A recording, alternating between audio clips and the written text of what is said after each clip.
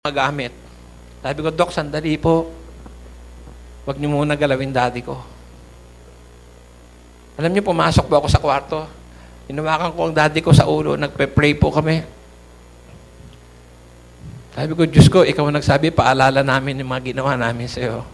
Lord, tulungan mo po ang tatay ko. Sabi ko, balik mo ang lakas niya. Gumawa ka ng himala sa kanyang buhay, Panginoon. Kailangan pa ho namin tatay ko. Alam niyo, hindi ko po makalimutan yung araw niya. Ang dami pong nakakita, doktor, nurse, labas-pasok sa kwarto ng tatay ko. Alam niyo, mga kapatid, kasi ang daddy ko hindi na po gumigising, nakapikit na lang. Bigla siya nagmulat. Pagtapos ng prayer, dumilat po ang tatay ko. Tapos sabi niya sa akin, sabi ko nga, kasi naka-oxygen, kakain daw. Hindi sabi na doon yung doktor eh. Dok, pwede ba kakain daw? Sabi ng doktor. Sabi ba naman ang daddy ko, kasi alam namin, wala na siyang naalala. Sabi niya, kunin niyo yung bag ko. Meron akong chocolate doon. Kuha niyo ako ng chocolate sa bag. Siya, iniisip namin, baka sinabi lang niya. Nung tinignan namin yung bag, may chocolate nga.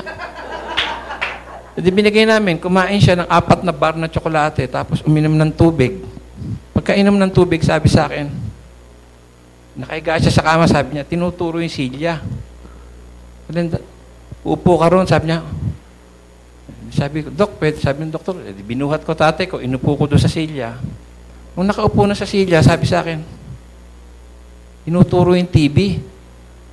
Manonood ka? Binigay namin yung remote. Nanonood ng TV. Sabi ba naman sa akin, Nyor, bili mo ako ng burger sa McDo. Alam niyo, sa tuwa ako po, mga kapatid, hindi ko po makalimutan yun. Sa tumakbo ako from 9th floor, nag-elevator, dire-diretso ako sa McDo, bumili ako ng burger ng tatay ko, pumanik ako, binigay ko sa Alam niyo, kain lang siya ng kain, nanonood ng TV. Sabi niya, nasaan ang mga kapatid mo? Sabi ko, nandyan, Dad, tuwagin mo nga. Kasi mga kapatid ko nasa labas, iyakan na iyakan. Ang iniisip siguro nila, butas na yung lalamunan ng tatay ko. Alam niyo, nang pumasok ang mga kapatid ko, sila Sally, sabi ng tatay ko, ba't kayo umiiyak? Alam niyo talaga pong totoo po ang Panginoon Diyos. Mabuti po ang Panginoon Diyos. And tonight po, gusto ko lang po encourage ang bawat isa sa inyo. Pastor, okay pa lang ba? Okay pa po. Gusto ko lang po share sa inyong lahat. Ano po? Kasi marami pong Kristiyano na kontento na silang nakaupo dyan. Hello? Gusto nyo ba, ito ba'y San Juan? Ito bang San Juan ay gusto nyo maging bayan ng Diyos? Gusto nyo maging bayan ng Diyos? Huwag po kayo manatiling nakaupo. In-encourage ko lamang po kayong lahat. Ano po? Mag-share po tayo. Hindi po kaya ni Pastor lahat yan. Alam niyo po kasi maraming Kristiyano na umattend ako.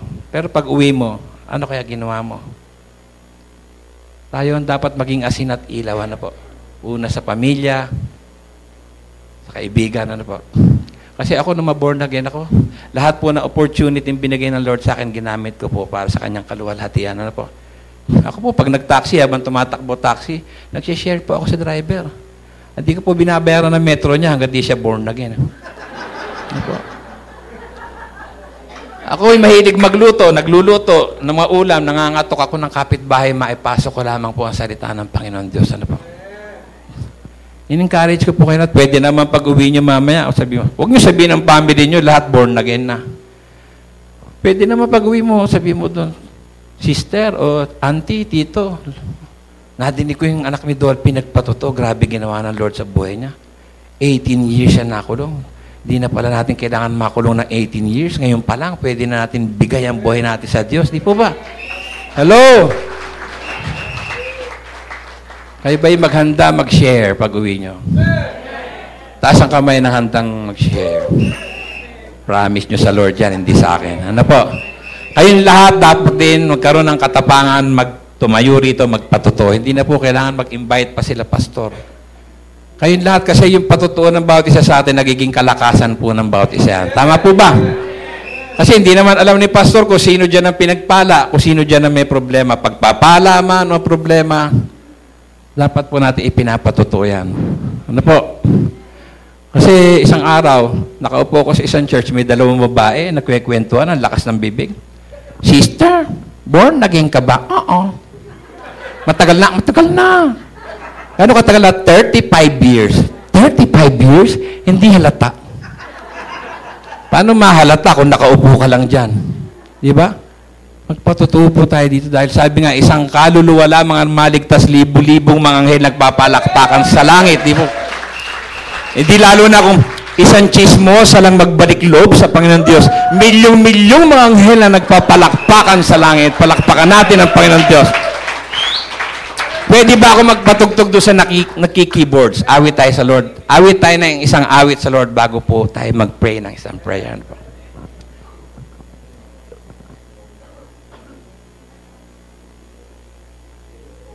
Awit tayo sa Lord.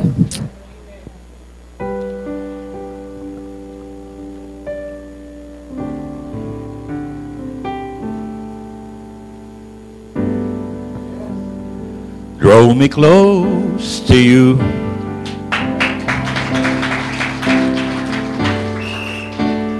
Never let me go. I lay it all down again to hear you say that I'm your friend. You are my desire. No one else will do. 'Cause nothing else could take your place. To feel the warmth of your embrace. Help me find the way, bring me back to you.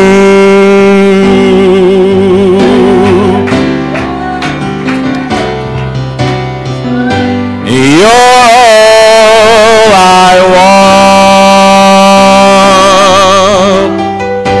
You're all I ever needed. You're all I want. Help me know you are near.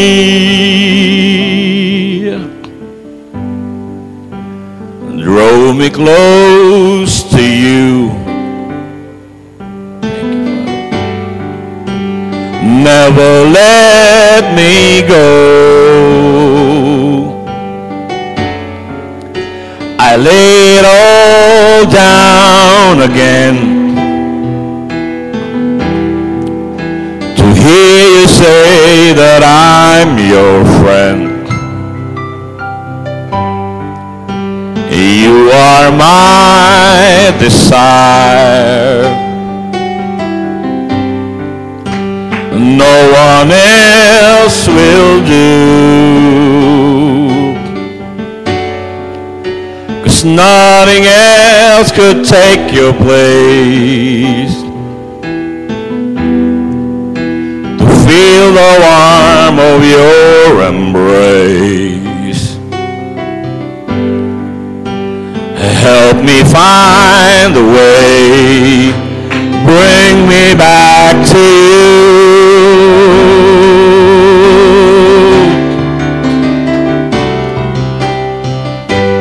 You're all I want.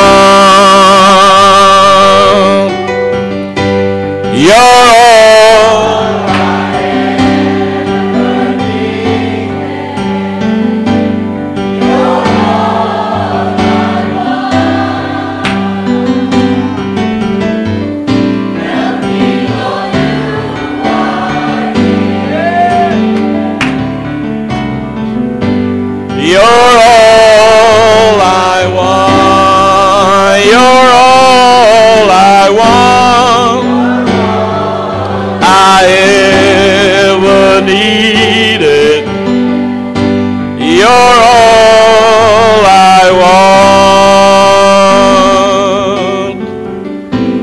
Help me know you are near.